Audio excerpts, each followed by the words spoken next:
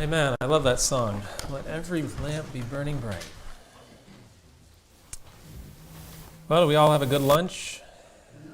It was delicious, wasn't it? You know, there's a problem with that, right? I'll do my best to not put you to sleep this afternoon. Maybe we'll take a moment or two to stand up and stretch every once in a while. Our topic, we're going to start looking a little more in depth at some practical things that are affecting our ability to think. And as I began the seminar, I mentioned that my area of research is specific in early childhood education and development. So that is a lot of the science that we'll be looking at this afternoon is from that perspective as we look at how a child develops and how they grow. There's two things I would mention on that topic, though, or on that point. It's important to come to this from that perspective because that is the time in life when Satan has his greatest success, right? You know, in the early years of a child is when he knows that their education will impact them the most. So that's one reason we're doing that. But I do also want to clarify that just because I'm approaching it from that perspective does not mean that it does not apply to all ages. We've already pretty well identified this. The principles of true education apply to everyone. So, for example, as I talk about physical activity, the research I'm talking about is very specific to childhood, but that doesn't mean that it's not beneficial for adults also. It's beneficial for all ages. So I hope that helps us apply it and appreciate it all, no matter what age we are. So let's have a quick word of prayer, and we'll begin. Father in heaven, thank you for your blessings to us, for blessing us with such a good meal to enjoy together, for the privilege of fellowship. Lord, as we continue to study and we dive into some science this afternoon, I pray that you will guide our minds, help us to be alert and to learn what it is that you want us to learn. Please help this message to be clear, I pray, and I pray that I will speak your words and not my own. And I ask in Jesus' name, amen.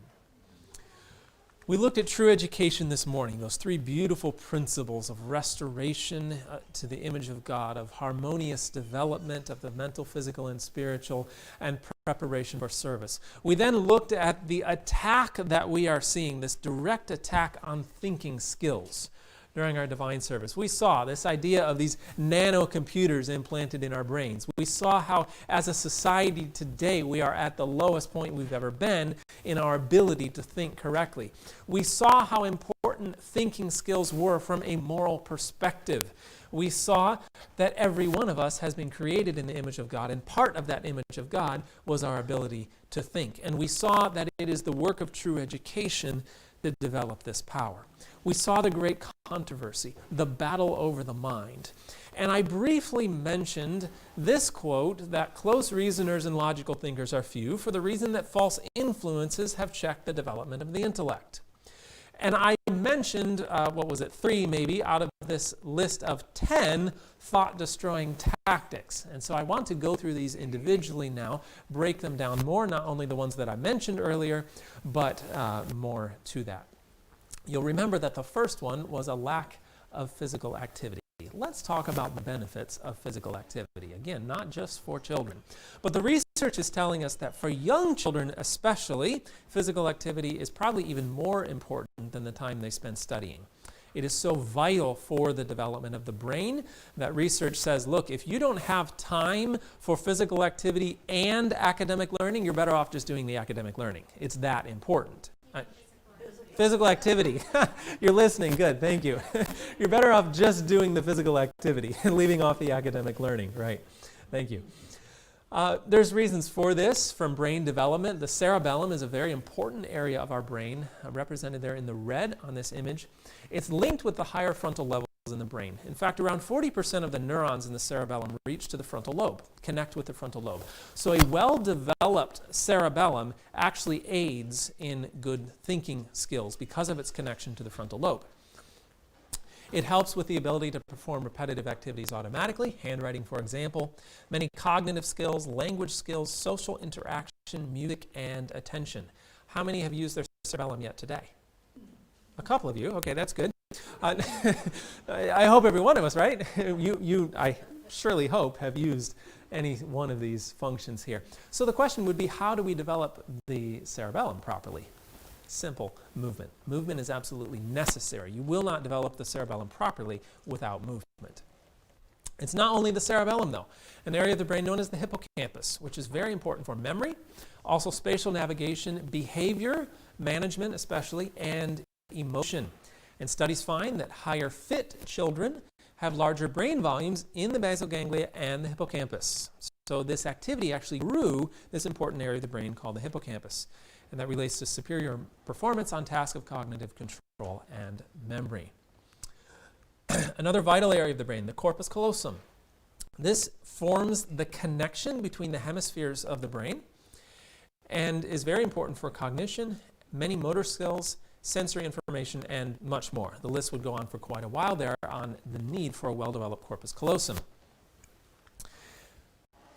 Studies find that children who participated in the physical activity program showed increased white matter microstructure in the genu of the corpus callosum. That white matter microstructure refers to the myelination or the development process of the brain. Good, or I should say, plenty of white matter refers to a good functioning, a well-functioning part of the brain. The corpus callosum integrates the cognitive, motor, and sensory information between the right and left hemispheres of the brain, and the white matter tract plays a role in cognition and behavior.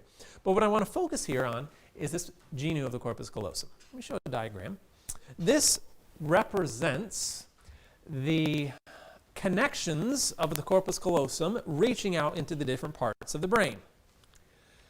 This red represents the area of the brain that the genu of the corpus callosum specifically integrates with. Did that make sense? The corpus callosum has many parts. The genu of the corpus callosum specifically integrates with this area represented in red. Does anyone know what that area is called? The frontal lobe. Exactly. So the physical activity, as we saw here, develops specifically the genu of the corpus callosum, and that genu of the corpus callosum integrates with the frontal lobe. So physical activity, again, there helping with our decision making and our thinking abilities. Many studies, did you say something? Okay, I thought somebody started saying, I have a question. Many studies have suggested that the parts of the brain that control thinking and memory, the prefrontal cortex and medial temporal cortex, have greater volume in people who exercise versus people who don't. So again, that's not just children, this is just people who exercise in general. What kind of activities? Well, let's start in infancy. Did you know rocking, something that mothers have done with their children for millennia, actually helps develop the brain? Isn't that incredible? Crawling specifically helps the corpus callosum, and it helps connect the different sides of the brain because of the going back and forth between the limbs as they crawl. It's so beneficial they are actually using it now as a remedial treatment for various learning disabilities at 9, 10, 11 years of age. They'll have young people crawl. Spinning, hanging upside down, things that kids love doing, right? And this is actually beneficial for their brains. You say, well, I don't really want to spin and hang upside down as an adult. That's okay. Just get whole body activity, and this will help develop the brain and improve your thinking abilities. After birth, physical activities are one of the child's main means of advancing physical, intellectual, and emotional growth. So you should encourage many forms of body movement. That's Dr. Jane Healy, one of the eminent educational psychologists of our day.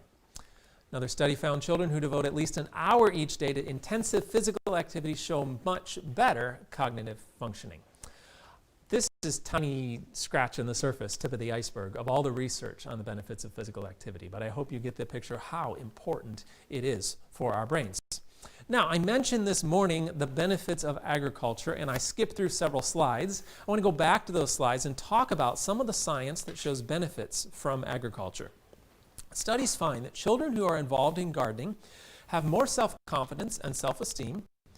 I will clarify that when the research is talking about self-esteem, that's not talking about a prideful thing where you're lifting up yourself. This is more referring to a child's sense of self-worth, which is a valuable thing because God has created every one of us with a worth and a value.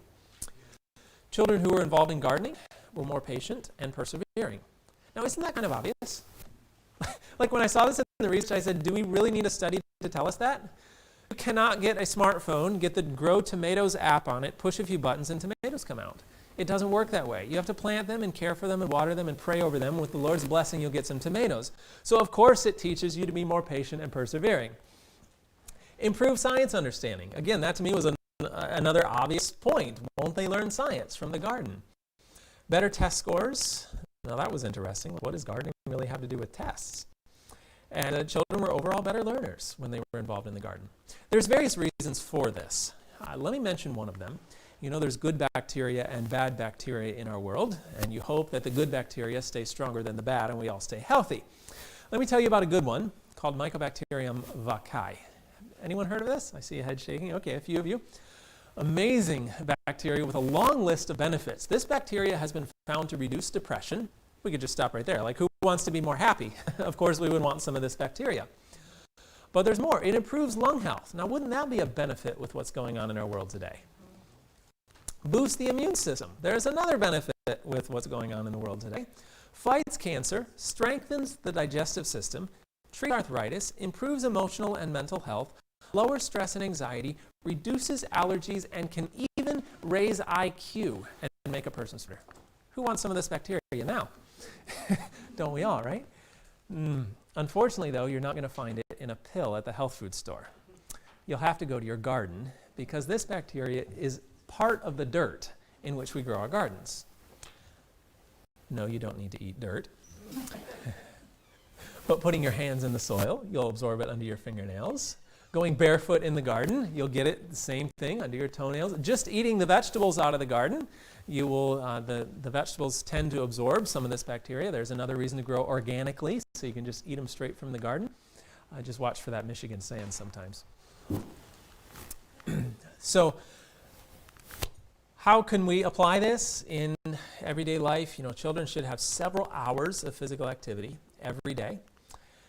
By all means, grow a garden, go outside, engage in the daily work. You know, that daily work of just sweeping the floor, vacuuming, and taking out the trash and whatever, those are great ways to get some little physical activity. When we talk about physical activity, this doesn't necessarily mean physical, vigorous exercise. It can be just general activity in the everyday life. What if you live in the city? I'm thankful most of us are blessed not to live in a big city.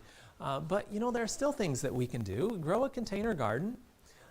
Visit a park. Take walks together. You know, do what you can. Work toward getting out of the city, yes. But while you're there, don't just throw up your hands and say, well, I guess I can't get any physical activity. I'll go watch TV and play video games. No, do what you can in the meantime to engage in this physical activity. So we're looking at ways that Satan is using as part of our everyday life that are damaging good thinking abilities, especially in childhood.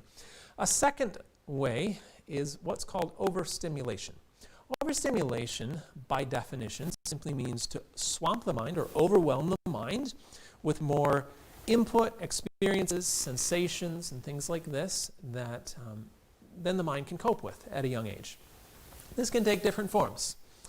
Too many toys. Did you know they find the more toys a child has, the more bored they get?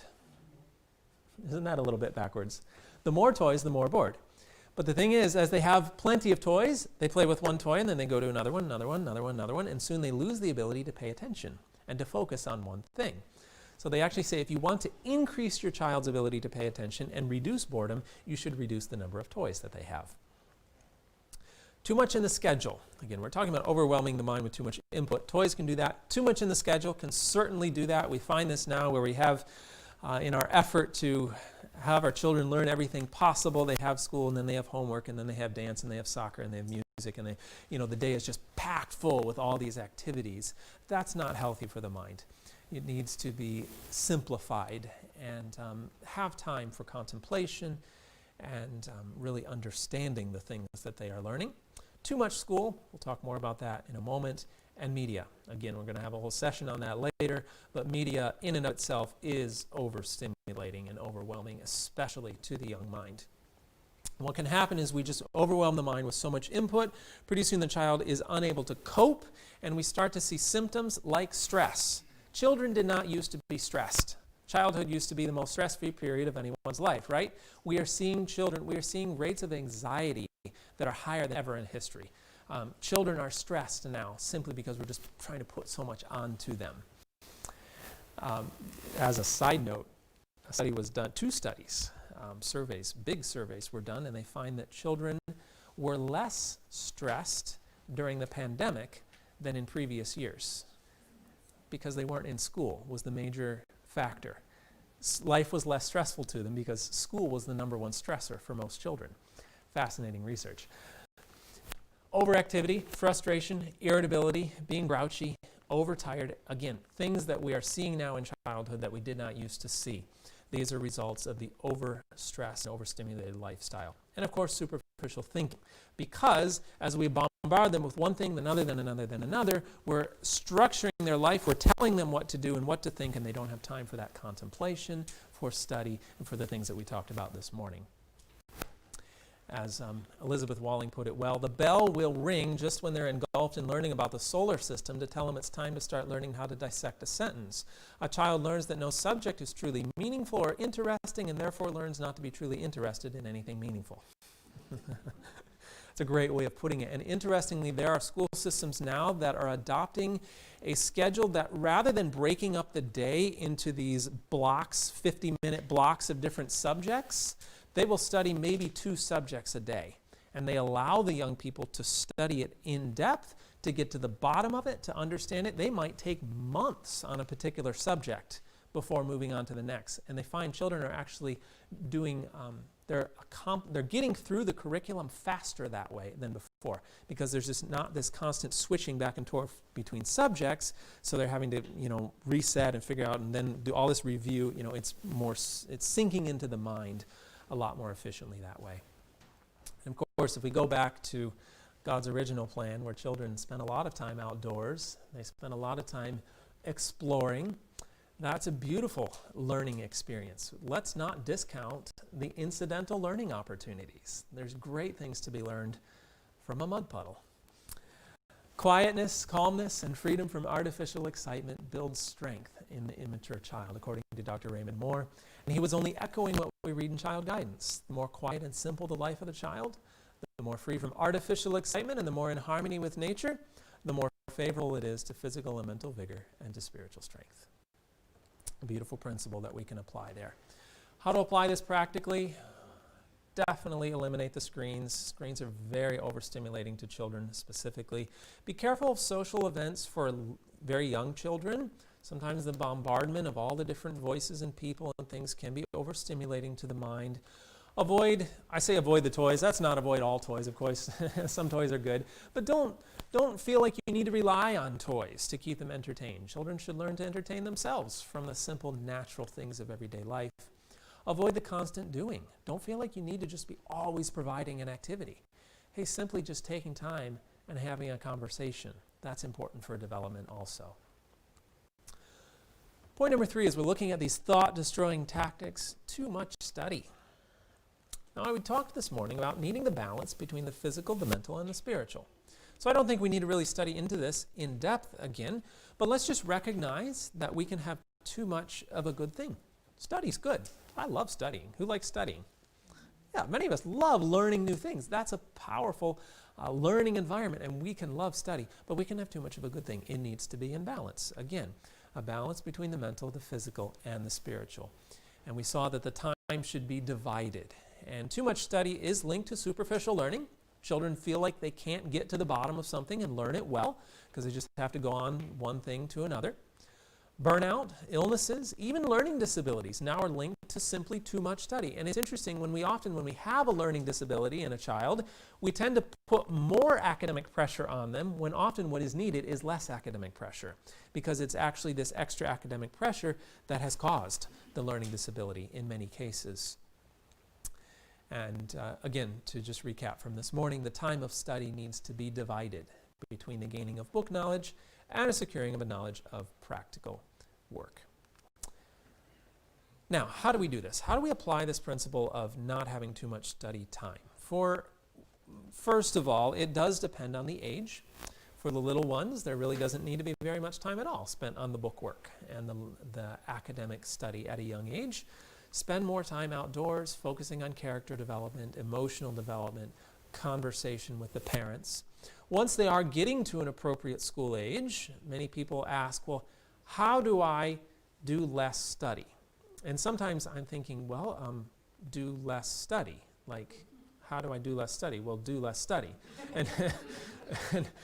But then I understand what the question is. What they're really saying is, how do I get through all the academic subjects that the child is supposed to learn and do less study? Now that I understand what that question is. And first of all, don't worry so much about the curriculum. That is very much a man-made construct that is actually based on very flawed research. This idea that there's 8 subjects and the child has to learn them, repeated every year.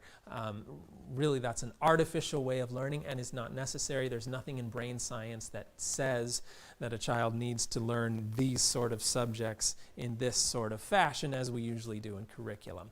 So don't let the curriculum be your dictator. It might be a good guide you can go through and say, yeah, I think we should study these subjects. But you as the parent or the teacher should be studying the character of the child and knowing what subjects will be appropriate for them at different ages. As I mentioned earlier, don't feel like you need to do 8 subjects in a day or 6 or whatever. Spend more time focusing on one subject and the brain will learn it more efficiently before you move on to the next, and that actually reduces the time that you will need to spend in academic work. Secondly, learn practically. Many things that we try to teach children, one of my favorites is fractions. We spend hours, any teacher knows, trying to teach fractions to a child is just pulling their hair out a lot of times.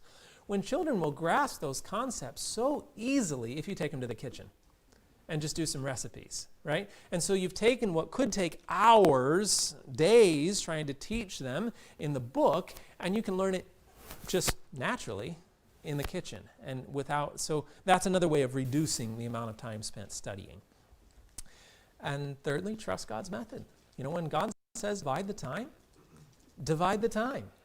Just obey, and the Lord will fulfill his promise. I could tell so many stories of schools which have stepped out in faith and said, okay, the Lord says half the day should be spent in practical work. We don't know how we're going to cover all the government standards and all of the requirements of the curriculum, but we're going to obey first. We're going to do the agriculture program. We're going to do the practical work. They did that, and with less time spent in study, the children's grades begin to go up. And the teachers are like, I don't understand this. How is this working? We're spending less time in study. Friends, it's God's method, and God's method always works. And of course, the science behind that is that it's strengthening the mind as they're engaged in these practical activities. And so it's making them learn more efficiently when they do the academics. Point number 4, testing.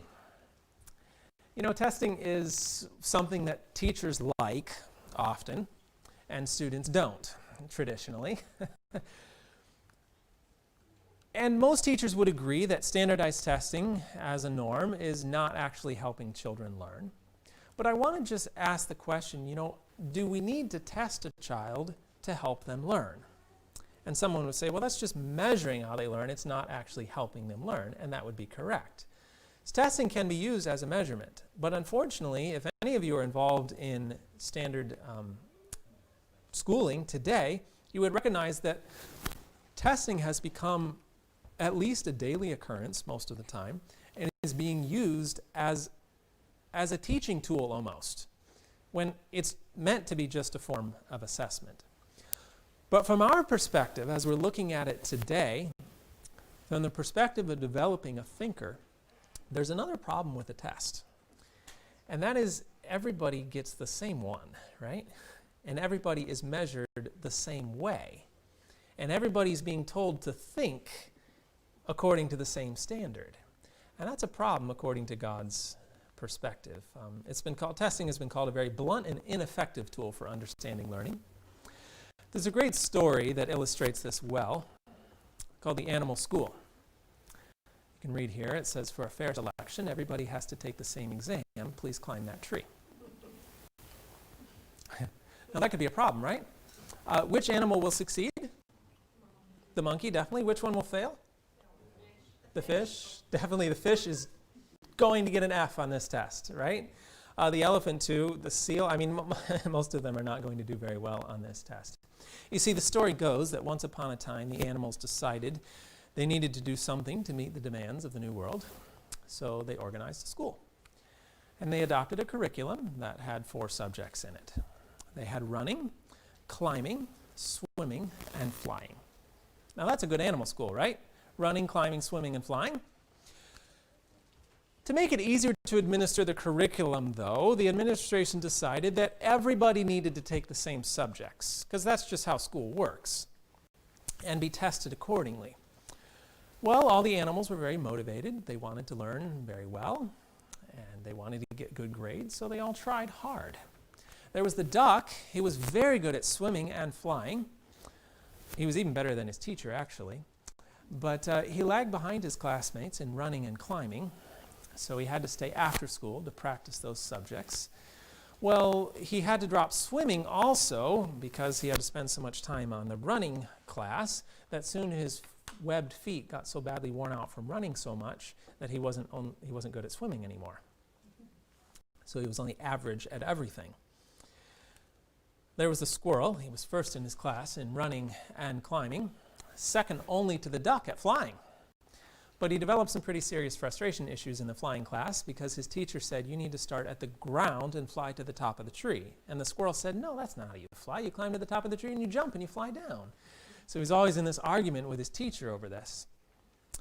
Now, to make matters worse, the squirrel, as squirrels are wont to do, was constantly squirming and chattering in class and had difficulty paying attention. So he was diagnosed with a learning disorder.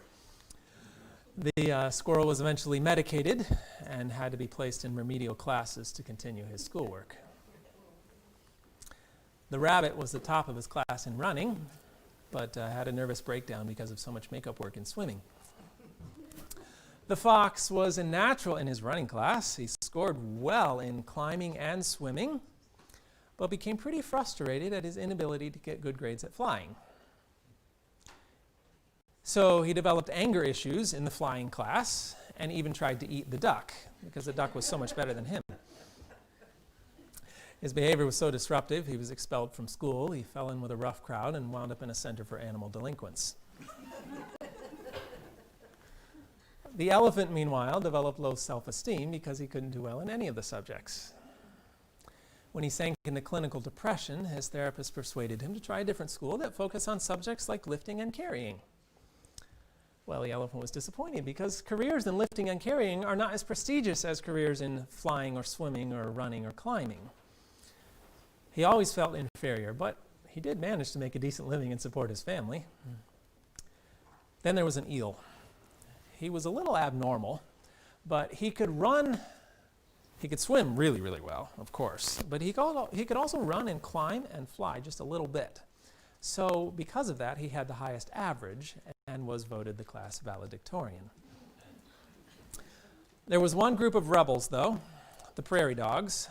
They stayed out of school and fought the tax levy because the administration would not add digging and burrowing to the curriculum.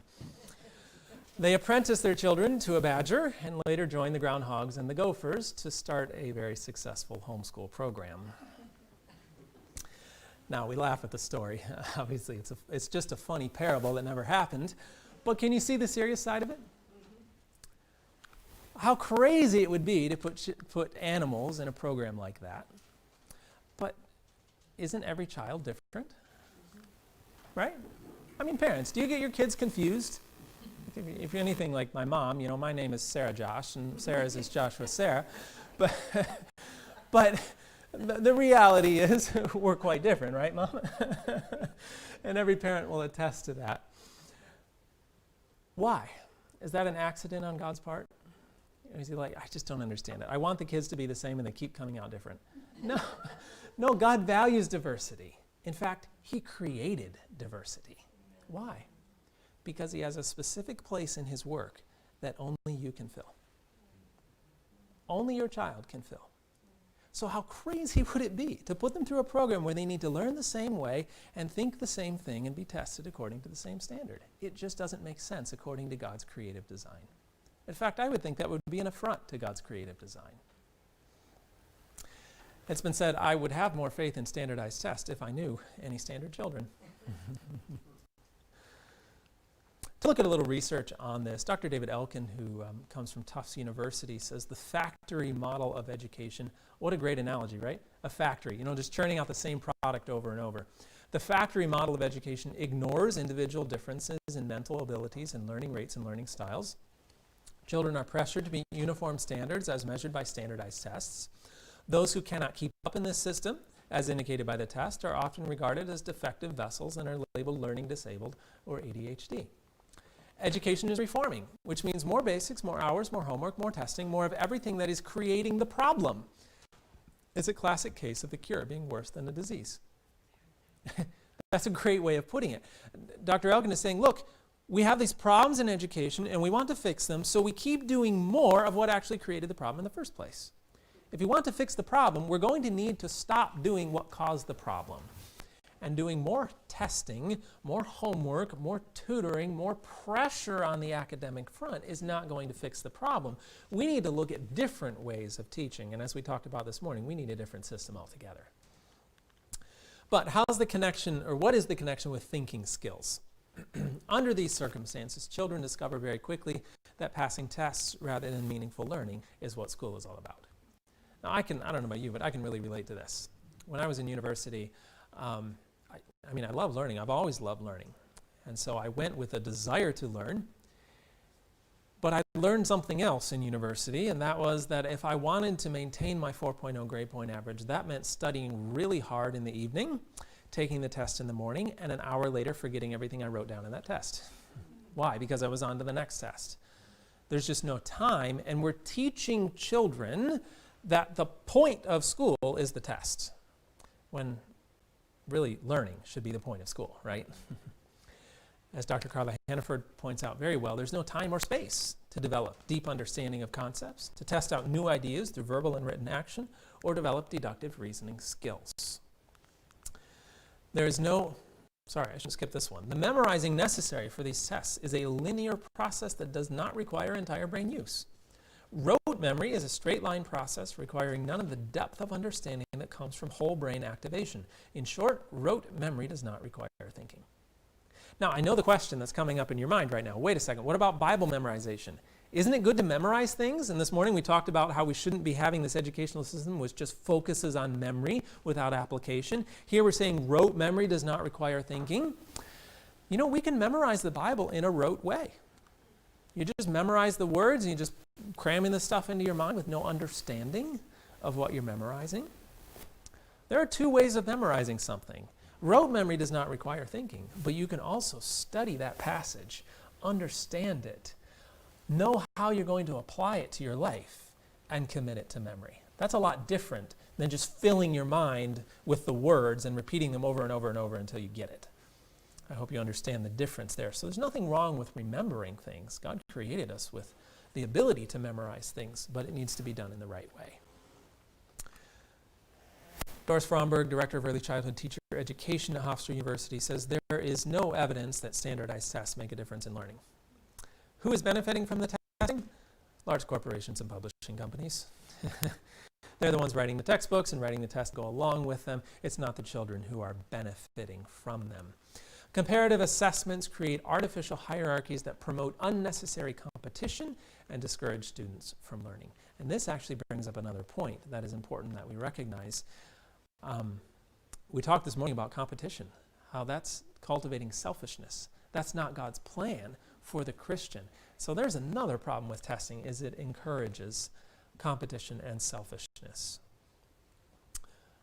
Some of the problems, just to list a few of the problems with testing, it doesn't allow for varied learning styles.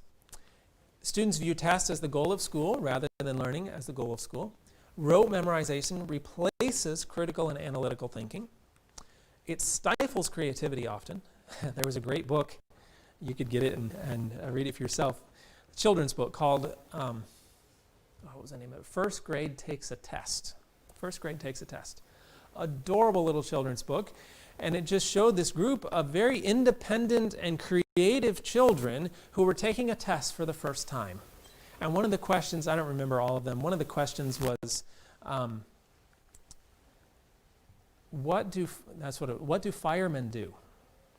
And it was multiple choice. There's fight fires, obviously being the correct answer, and then there were a few wrong answers that didn't make any sense. So it should be really obvious to a first grader. And one of them leans over to his buddy and goes, "None of these answers are right. Firemen help you get your head out of a pipe when it gets stuck. That's what happened to my dad. So I don't know what to put here." Right? Well, he was right, wasn't he? I mean, that's what happened with his dad. So, what makes us think that we need to make them all think in the same way? Well, it's part of that false educational system which wants you to think in the same way. So it definitely stifles creativity. It encourages cheating. We're having a major problem with teachers cheating at this point in the school systems because their performance is based upon, or their ratings is based upon their students' performance. And so it's a huge temptation for them to cheat on their students' tests. And encourages competition, which we've already talked about, and does not accurately measure learning. Now, I want to clarify, I'm not saying tests are evil and a child should never take a test. I'm saying, though, that it's a terrible form of assessment. It's not a really good way to measure learning, and it actually isn't helping a child learn very well. We should avoid the method of study a subject, take the test, study a subject, take the test. If we need to measure learning, there's other ways to do that. I'm not saying the traditional test is never to be used, but it's a poor method of assessment, and there are other ways that we can do that. One of them is to put what is learned into practice. It sounds kind of basic, but think about this logically. What is the point of learning? Well, it's to be able to use the information that you've learned, right? So if you're able to take this information that you've learned and actually put it into practice, then what do you need a test to measure how you learned it for? It doesn't really make sense. It's just an extra step that's unnecessary. A recipe would be a great example. Suppose you were learning cooking and someone gave you a recipe and you made that recipe. And you had this dish that you made. Do you need to take a test that measures whether you could follow the recipe? Or is the proof in the pudding? Right? If you were able to successfully complete this assignment, then you've learned it pretty well. You don't need to go take a test on that. So in reality, a test is a form of assessment, but often is not measuring learning very well. Put what you've learned into practice. Also applying what is learned in situations out of the normal context. So for an example, maybe a student can understand how to multiply 10 by 5 on paper, but do they also know that 5 $10 bills means they have $50? That sort of thing, applying in different situations. Or can they understand that hot air rises, but they also would apply that to why you wouldn't put heating registers on the ceiling, or why when you're planting an orchard you don't put it in the bottom of the valley, things like that. Applying knowledge into different situations is a much better form of assessing whether a student has learned something than just taking a test. Learning conceptually also, and this comes through practical, everyday learning. We'll talk more about that later. So, and teaching someone else what is learned. I mean, that's a great way of assessing. Can you take this information that you've learned and then teach somebody else? Why take a test if you're able to explain what you've learned to someone else? Point number 5, poor health and nutrition. I mentioned this one this morning. What we eat has a significant impact on our thoughts. God gave us the health message because it would affect the health of our brains. And children seem to be particularly affected by what they eat in terms of brain development. We now know that myelin, which is an essential component for brain development, is made up of essential fatty acids, but particularly those fatty acids found in breast milk. Now, isn't it interesting that the explosion of myelination occurs during a period of time that a baby should be breastfeeding? And God put those nutrients in breast milk for that. We know that green leafy vegetables are important for the development of the hippocampus. We know that artificial additives, flavors, preservatives, and dyes and things like that negatively affect the development of the brain and can actually lower IQ. We know that sugar inhibits the myelination process of the brain. And, we could just go on down the list. Maybe we could get Miss Jennifer White to give us a lecture on that someday. A few steps in that, practical tips. Remove sugar, refined food, and animal products. These are the real villains when it comes to brain development during childhood. Eating more fruits and vegetables. Of course, when you're removing the sugar and the refined food and the animal products, you're going to be eating more fruits and vegetables. Grow what you eat. I don't know how many stories I've heard of parents who have told me, my child hates this such and such a vegetable. And I say, grow it. Have them grow it in their garden. And all of a sudden, they love that vegetable.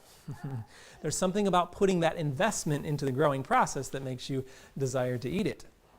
And teach your children how to cook. This is one of the most valuable skills you can give your children, is the ability to cook so that they're not dependent upon the food system of the world, which is not generally good for brain health. Point number 6, age segregation. I mentioned this morning how we are seeing more than ever before children separated from adults. Let's look at this and how it affects us, how it affects development. It's interesting how something can become so normal in society that we assume that it's good. You know how something can just be repeated so often and it just becomes such a part of us, we just assume it's good. And this is the case with what happens now in childhood, where children spend the majority of their lives with other children the same age. In their classes, even in their recreation, in their sports, in their extracurricular activities, they're spending their lives with other children primarily the same age. And it's become so normal that we just think it must be good. But the reality is this is new.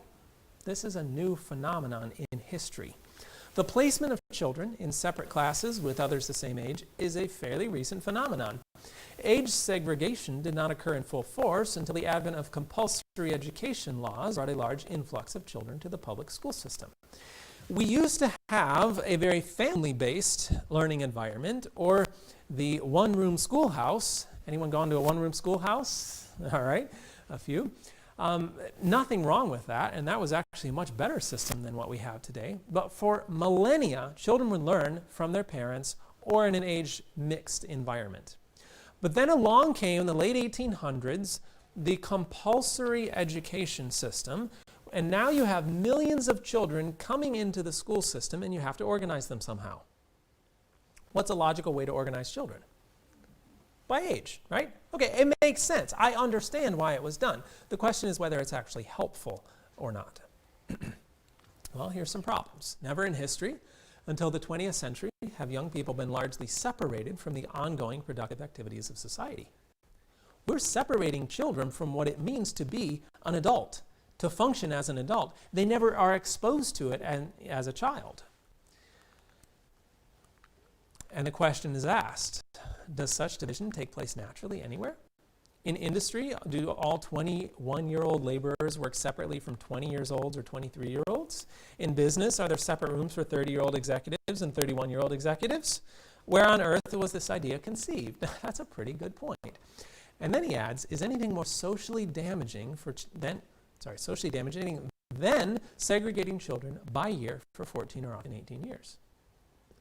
Now that's a pretty interesting point he's bringing up.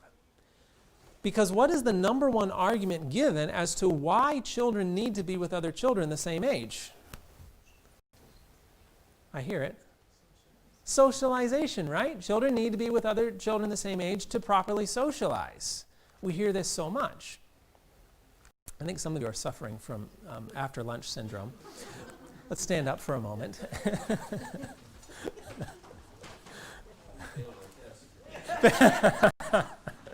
Right. Perhaps a little fresh air from the window would be nice.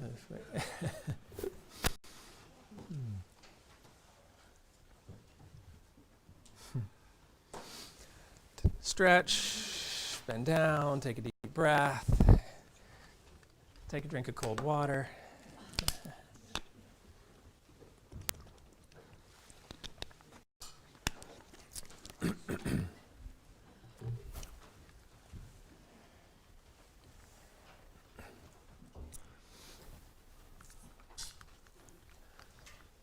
So Dan Greenberger is bringing out here that, and you can stay standing as long as you want, it doesn't bother me.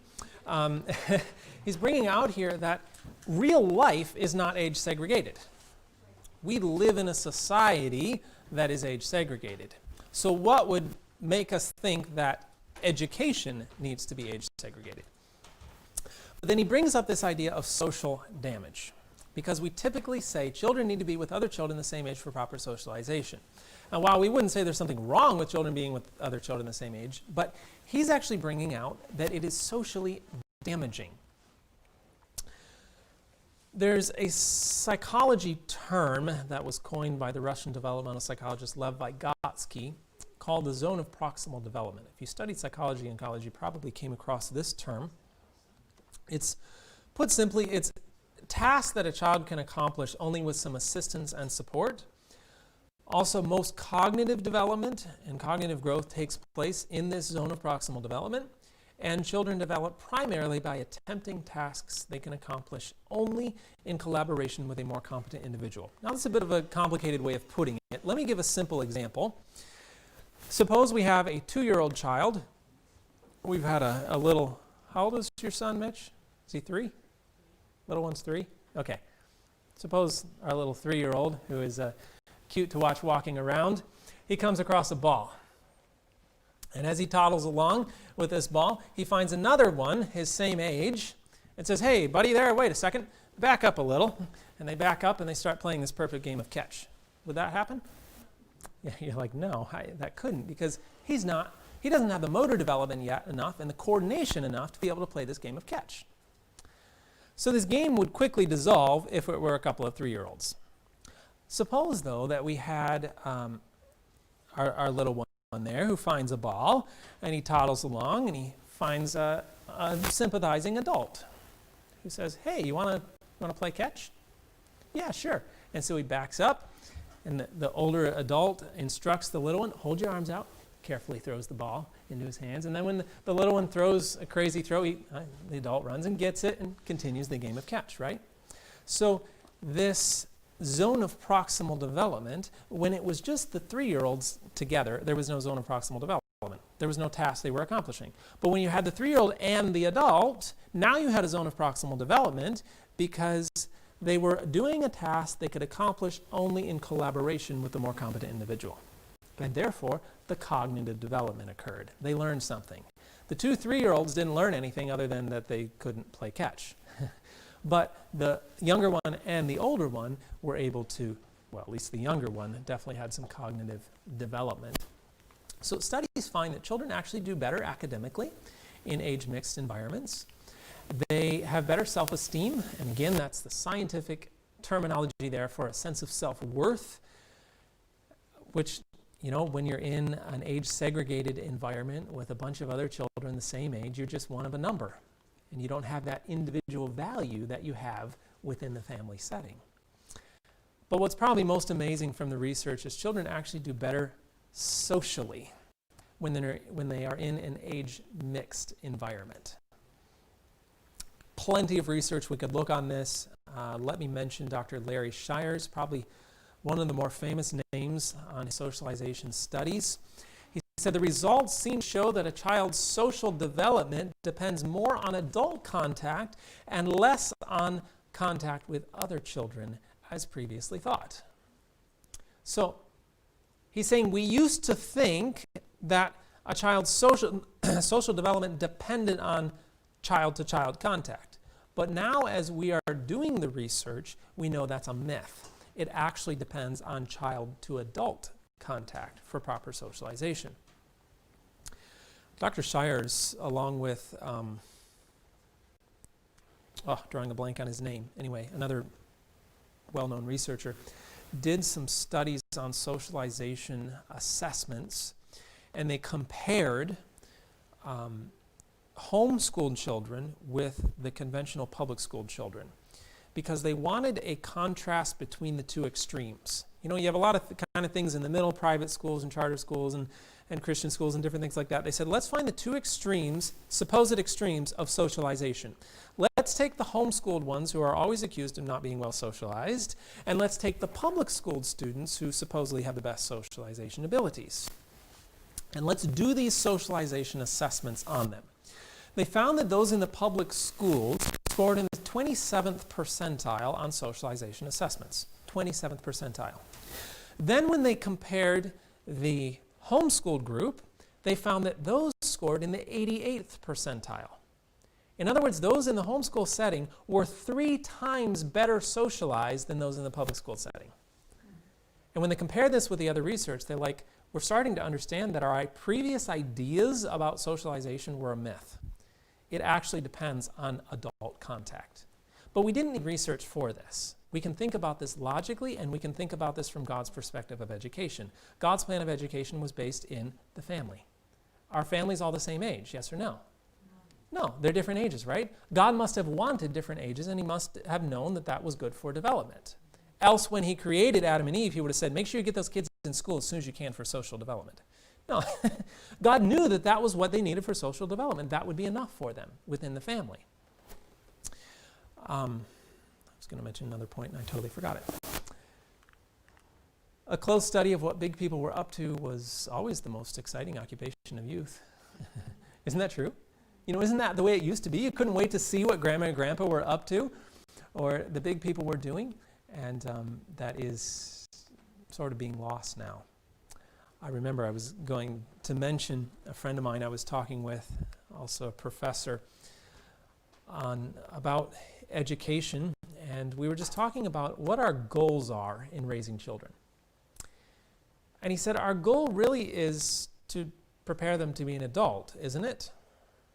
And I said, well, yeah, of course. Right, parents? Isn't your goal to raise your children to be an adult? I know there's some mothers here who are, no, I don't want my babies to grow up. You know, but the reality is you do. You want them to be a meaningful, well-functioning adult in society.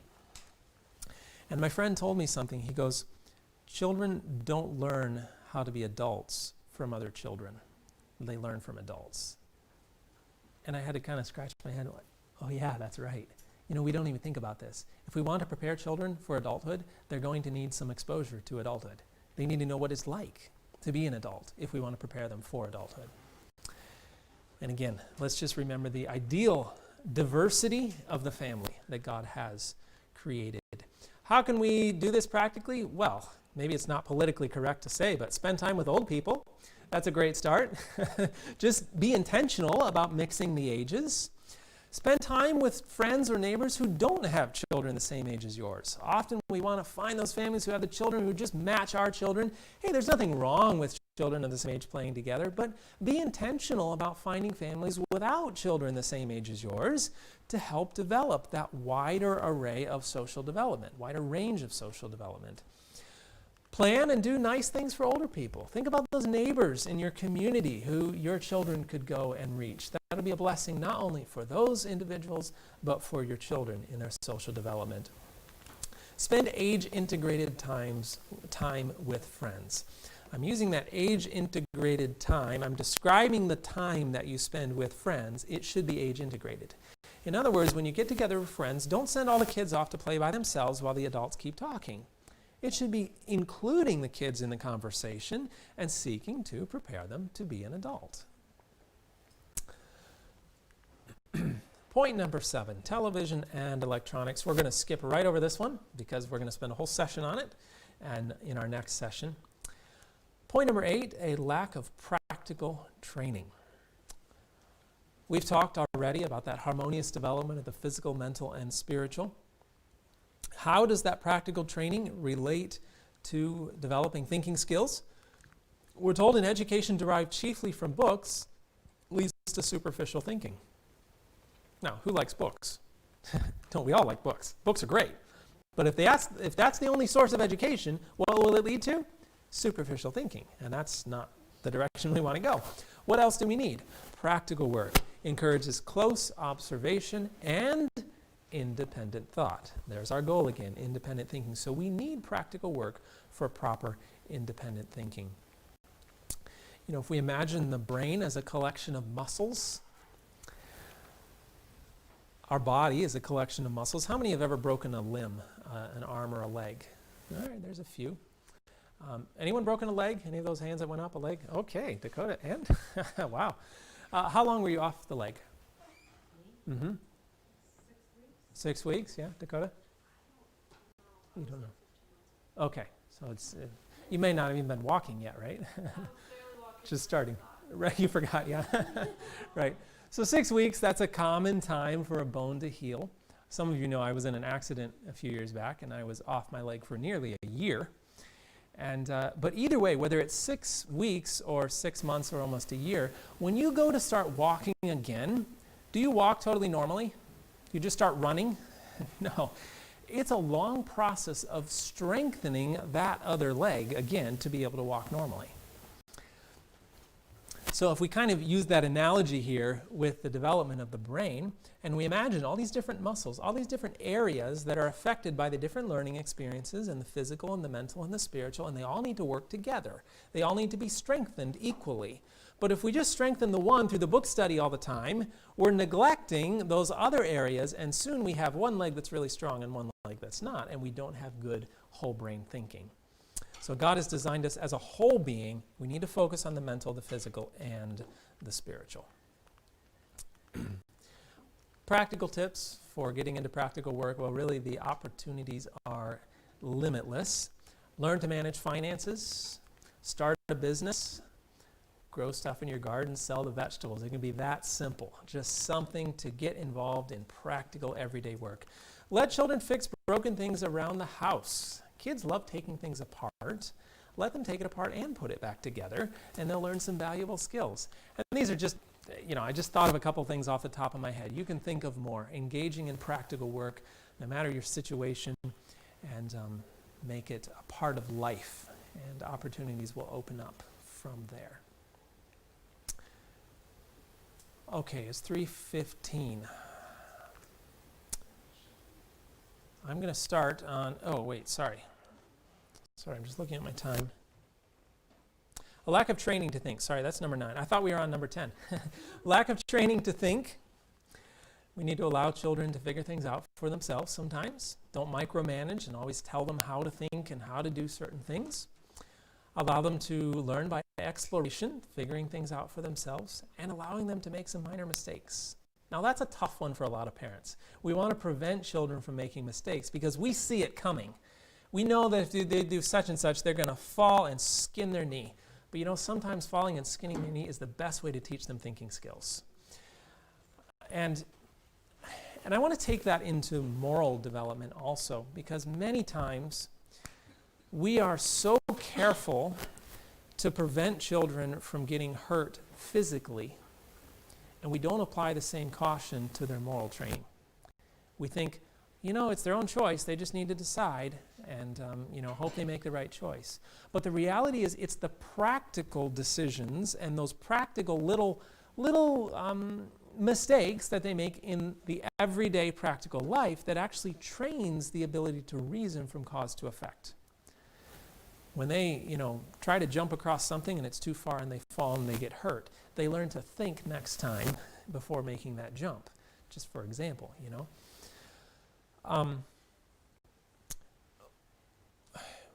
What happens is as we build cause to effect reasoning, if I do this, then this happens. We are actually laying the foundation for good independent thinking abilities later on, which we talked about this morning. And those independent thinking abilities we've seen are very important for moral decision making. In other words, let me say it again, if children learn from everyday life that every decision I make, every action I make has a consequence, a practical consequence. You know, when I was careless and I dropped that, it broke and I had to clean it up. That sort of practical consequence, it teaches them this mentality of thinking before they act. So when they are faced with a moral decision, they're going to say, you know what, I've learned from practical life. It may not even be conscious, but you know, this is a subconscious process where they're going, you know, I've learned from practical life that every decision I make has a consequence. I need to think about the implications of the decision that I'm making. So rather than focusing so much on the physical protection, it would be better for parents to allow a few little injuries and oopsies here and there and extend the protection into the moral things where it really matters and teach them good decision-making abilities. So great ways to teach your children how to think: ask questions and wait for that answer. It might take a while. You may be tempted to step in and help them figure it out. Let them think it through and try to come up with questions on their own. Allow them to experiment, figure things out, encourage thinking and problem solving.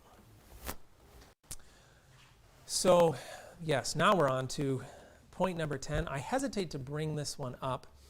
I've already mentioned we just need to go ahead and do another seminar because it's in my DVD. Yes, Mom's going, well, it's in the DVD. It is. Yes, definitely. You can watch this 2 hours on this 10th point that I'm about to mention. This is a very vitally important one, so I would encourage you, get the DVD and watch that material. Let me just mention it briefly, and we'll close with this point. I'll spend 10 or 15 minutes on it. Something known as early formal academics, or we could simply say early schooling, sending children to school at too early an age.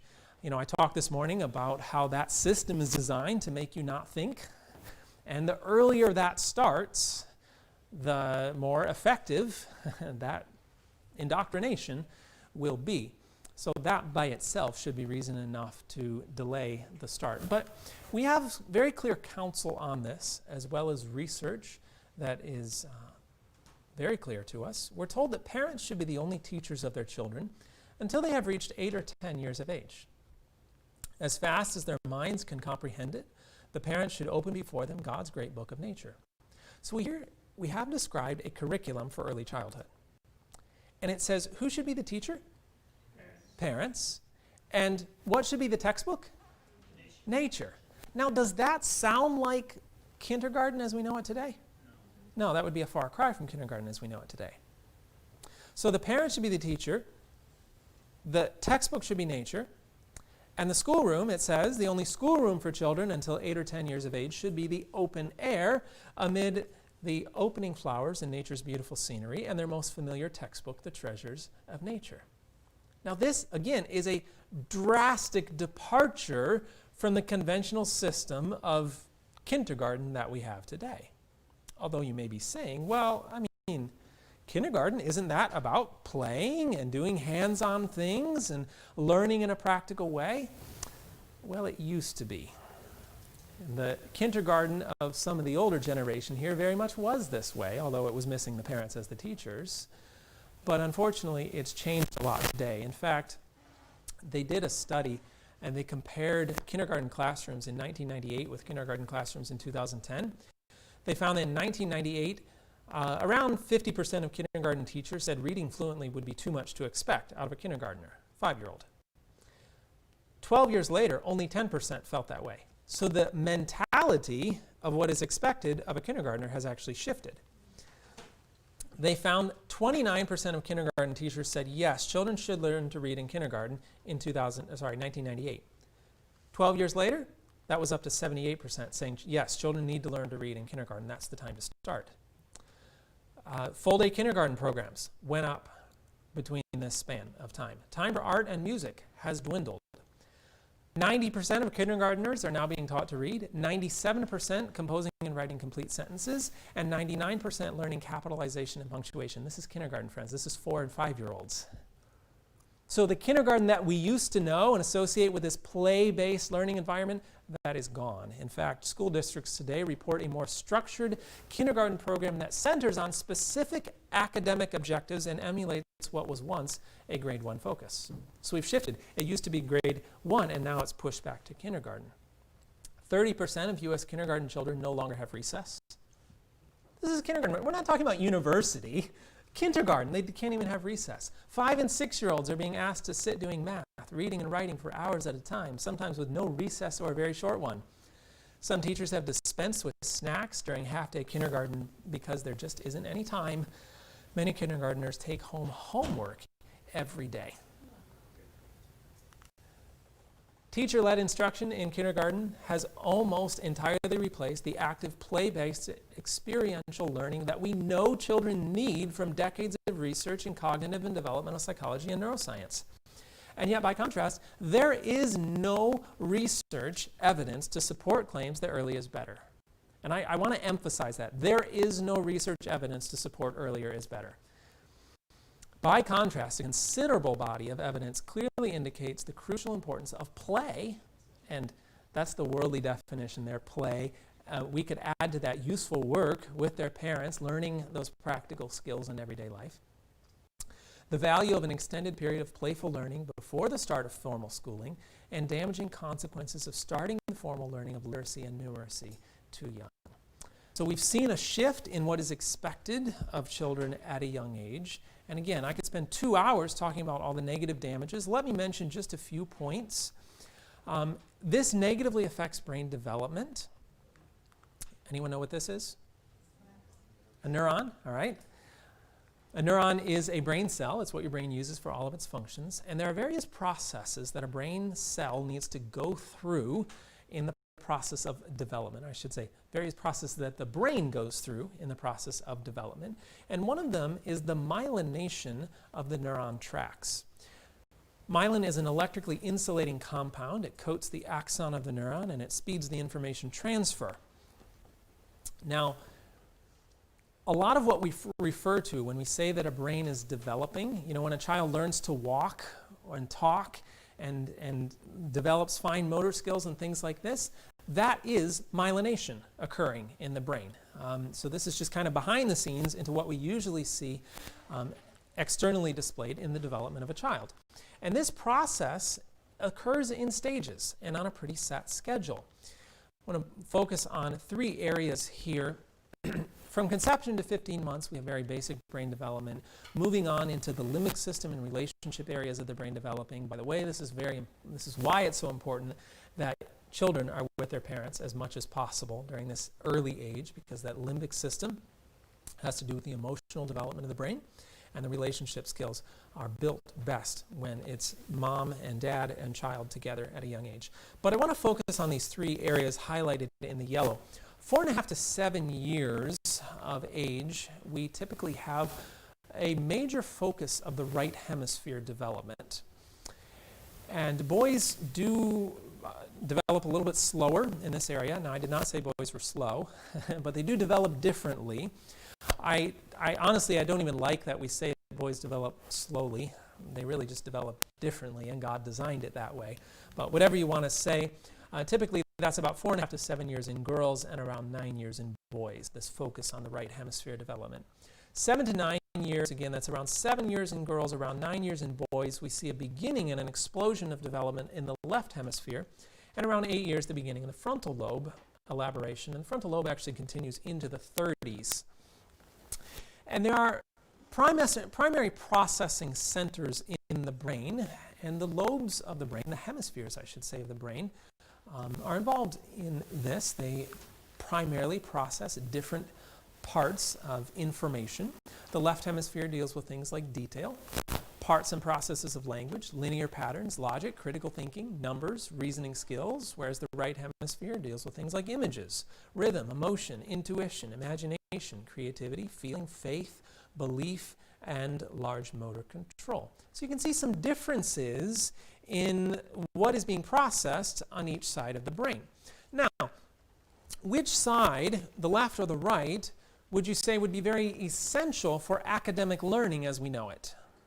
left, definitely. It's not to say you're not going to use the right, but you need that left with the detail, the language, linear patterns, logic, critical thinking, numbers, reasoning, all those things, very important for academic learning. But what did we see? Sorry, before I get to that, let me also mention the primary motor cortex. That's within the frontal lobe. Also dealing with fine motor development, very important for handwriting. Inner speech, that's very important for reading skills. Fine motor eye teaming and foveal focus, again important for reading. And that's within the frontal lobe. So back to our schedule of development. That left hemisphere, sorry, right here, I'll explain why this is crossed out in a moment. That left hemisphere, what age did we see that began development? Around 7 in girls, around 9 in boys. What's a typical school starting age? Well, we've already identified that kindergarten at 4 and 5 years of age is looking like grade 1 or grade 2 even in its academic focus. So what happens as we are asking the brain to perform a task for which it is not ready for? A lot of damage can be done. Now, I noticed that I actually crossed out a couple of those parts here. I don't want us to understand that this is purely anatomical. It's not that the right hemisphere sits there not doing anything while the left hemisphere does and vice versa. And there's a certain age when the right hemisphere just begins developing and the left hemisphere begins developing. It's not a purely anatomical process. In fact, there are areas of the left that develop before the right and parts of the right that develop before the left. So this is just a general overview of brain science. We would have to spend years studying this if we wanted to really understand it in depth. But what would be a correct way of stating it is just that the areas of the brain responsible for many academic types of learning are not developed until around 8 years of age and even 10 years of age in boys. So this would be a perfectly scientifically correct way of saying it. Whereas saying, well, it's right hemisphere, left hemisphere, that can be a little misleading because there is a lot of overlap between those hemispheres. But from a developmental standpoint, those parts of the brain responsible for academic learning, they're not developed until around 8 or 10. Is it possible to accelerate it? Can we speed the process up?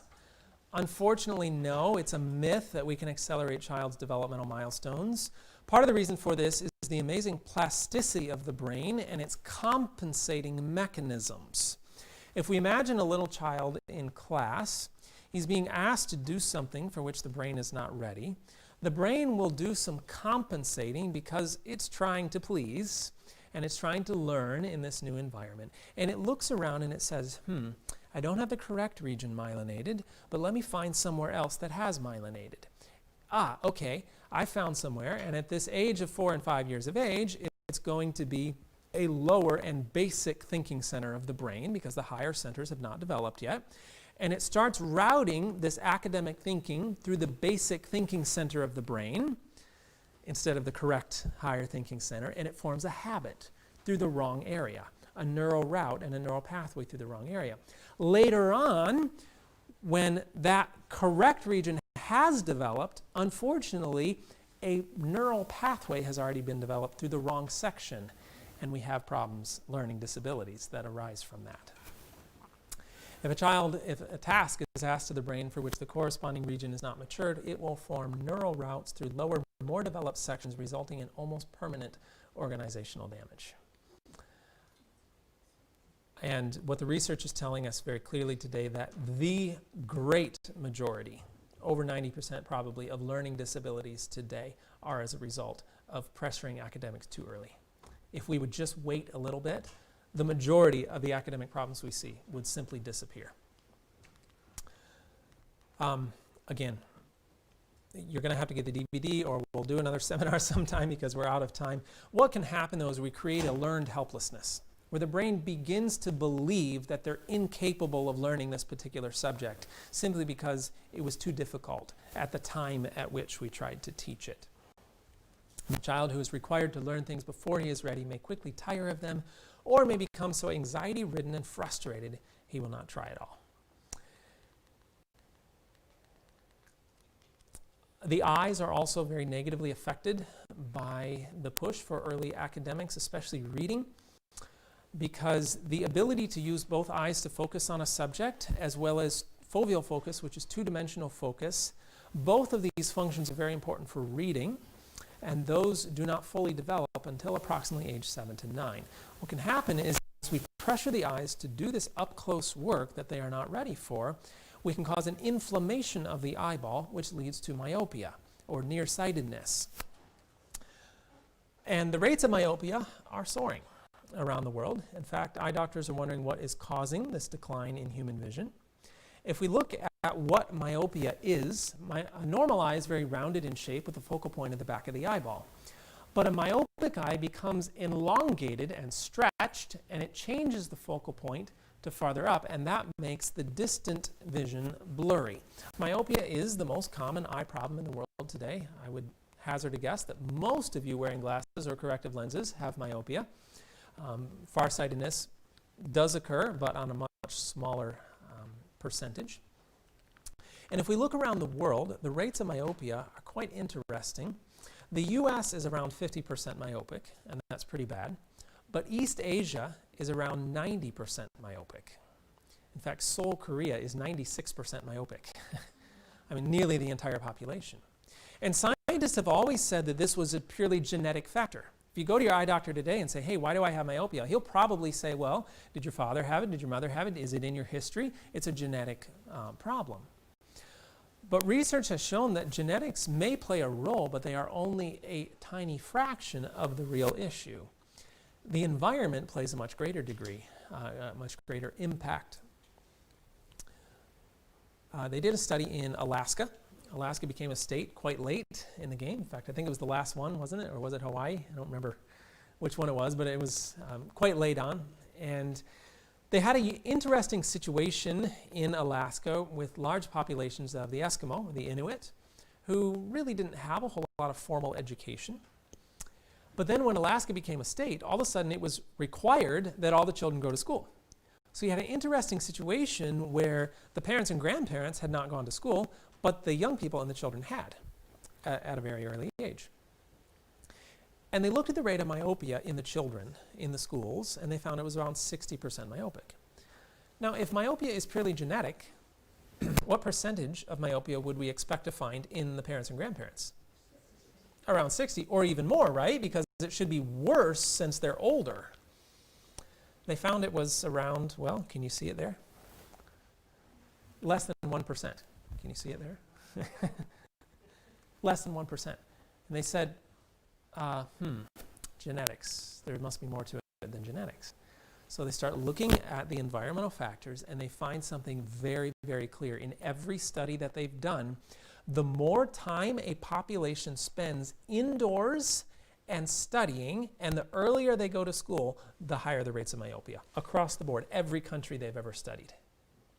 The US, 50%, East Asia, 90%. Any difference in the amount of time spent studying between those cultures? Absolutely. Asian cultures typically spend twice the amount of time in homework that the average US student spends, not to mention more time in school. Africa, a continent predominantly indigenous, or at least spending large portions of time outdoors. Even schools that I've worked with in Africa, these kids are walking miles back and forth every day to school, so they're spending a lot of time outside, 10 to 20% myopic. And this is just an illustration, again, every study that they've done. And trying to decide what to skip here. Indigenous people of the upper Rio Negro region of the Amazon rainforest in northwestern Brazil, they did some studies there, and they found myopia was rare among the indigenous population. Age was not associated with refractive errors in the indigenous people. In other words, we always say that, well, myopia develops as you age and your eyes get worse. Age was not associated in these studies. Brazilians from the small city in which the study was performed had higher rates of myopia. Why do you think that was? More educated, spending more time indoors, more time at school. Older pre-education adults had a very low prevalence of myopia, 2% of subjects, whereas the younger, slightly educated Brazilians had a higher prevalence of myopia. And they concluded the study and said the low prevalence of myopia in the illiterate indigenous people is consistent with other studies and suggests that myopia is related to literacy. Isn't that amazing? Because God created us without the need for books. You know, books are a result of sin. Now, I'm not saying books are wrong. I value books. God gave us books. God gave us His Word. He wrote it down for us. But that was because our minds had so weakened that we needed it that way. And when you look at brain science, there is no specific part of the brain that is responsible for reading. We can't say that part of the brain controls reading because God didn't create it that way. This was something we had to learn as a result of sin. Don't misunderstand me here and say, well, I'm just going to quit reading so I don't get myopia. The correct response to that would say, okay, look at the development of the eye. The eye is much stronger at around age 9 or 10. There are changes that occur in the eye that it makes it more safe to be reading. So 8 to 10, then books should be where? What? Nature. This classroom should be out of doors and the fresh air. God knew what He was talking about from both the development of the brain and the development of the eye. There are so many other factors that we could look at here, but unfortunately we don't have time. Let me just mention physical development. You know, what are the most common commands given to children in the classroom? Sit still and be quiet, right? Those actually prevent the brain from developing properly. Children need physical activity for proper development. And children also need, they need conversation, language, the ability to talk for proper development. Have you ever noticed a little child, a group of children playing? Are they perfectly quiet? Rare, right? If they're quiet, you know something's wrong. You better go check. Or even a little child playing by themselves. Are they quiet? No, they're still talking. To whom? To themselves, right? That's because they don't have what is known as inner speech. Inner speech is the ability that most of us develop as adults to think without having to say it out loud. Some of us still catch ourselves talking out loud. That's okay. Doesn't mean we don't have the ability. But up until around age 8, children don't have that ability. In other words, they actually think out loud. And when we make them be quiet all the time, we are preventing them from thinking. Don't misunderstand me. There is absolutely reason to teach your children to sit still and be quiet. That's a valuable skill that everyone in church appreciates. But when we make them do this day after day in the classroom, it's negatively impacting their development. And we're going to have to just skip through to the end here. Reading, it's amazing the studies that have been done on reading. We'll have to do a session totally on that. Unfortunately, boys are the ones who suffer from this often. And I want to just finish up with spirituality. You can see the list here of negative effects of this early academic environment. But spirituality really should be our concern, shouldn't it? I mean, this is our most important focus, and our educational endeavors will be in vain if we don't develop good spiritual strength. Many times we read that counsel about the mother should be the teacher, the classroom should be outdoors, and the textbook should be nature. We read it as a don't do this sort of thing. Don't do the academics. And we say, okay, I won't do the academics. And the kids don't get any instruction. But that's not what it says, does it? It says nature should be the textbook. That sounds like a pretty intentional educational environment. The classroom should be the out of doors.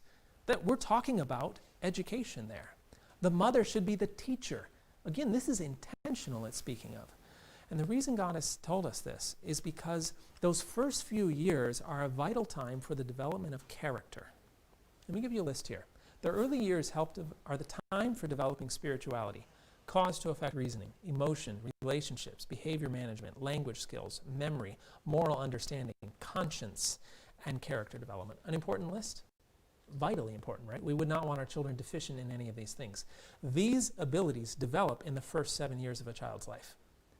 God knew what He was talking about when He says, parents, focus on the character development of your child. Don't get distracted with the other academic things because those can come later. The character development must focus in the early years. Parents, especially mothers, should be the only teachers of such infant minds. Now, what does it mean, infant minds? You're like, well, of course, I'm not going to send my 6-month-old to school. If you read the context, she says infancy extends from birth through age 7. So when does infancy end? Age 8, right? Lines up perfectly with the science and the other counsel. Parents, especially mothers, should be the only teachers from 0 through 7, up until age 8. They should not educate from books. Now that's pretty clear, isn't it? No question about that. The children generally will be inquisitive to learn the things of nature. They will ask questions in regard to things they see and hear. Now, God knew a little something about childhood, didn't he? They will ask questions. Isn't that a child's favorite thing to do? And parents should improve these opportunities. Don't say, no, stop asking questions. I need to focus. No, improve that. You want to ask a question? All right, this is my teaching moment. Patiently answer these little inquiries. They can, in this manner, get the advantage of the enemy and fortify the minds of their children by sowing good seed in their hearts, leaving no room for the bad to take root. The mother's loving instruction at a tender age is what is needed by children in the formation of character. And again, sorry, I just crammed a whole lot of information in a short period of time. I spent 4 hours on the DVD series breaking this down, explaining it well, step by step, and what we've just covered in the last 60 minutes. So if you want to know more about it, I encourage you to get that series as it is explained much better. And maybe you're saying, well, I don't have kids anymore. I'm not sure really I need that. Maybe you know someone with kids that you can share it with. I mean, that's the point. It's not just to benefit us here, but to benefit others around us. Let's remember God's original plan, and that is focused on the early years in the family when he says, these words which I command thee this day shall be in thine heart. Teach them to thy children. Talk of them when thou sittest in thine house, when thou walkest by the way, when thou liest down, and when thou risest up. Because we're told that never will education accomplish all that it might and should accomplish until the importance of the parents' work is fully recognized and they receive training for its sacred responsibilities. We can focus all day long on the different educational methodologies and the other educational systems that are out there, but it won't accomplish what God designs it to until parents recognize the importance of their work and begin to put it into practice. So let's obey.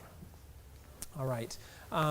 Let's take a 15-20 minute break, and I encourage you, go outside, get some fresh air, and we'll come back for our session on media and its effects on the brain. And I also forgot to mention, I'm happy to take some questions when we're finished. So if you have any questions that this has raised, just jot that down, and when we're done, I'll take some time for those questions. So let's close with a word of prayer. Father, thank you for the time that we've had. We've had it's been like drinking out of a fire hydrant, all this information, but Lord, I pray that some of it will stick and that you will show us what it is that we need to apply in our own lives and in our families so that we can follow your plan of education. And we ask for your continued presence. We ask in Jesus' name. Amen.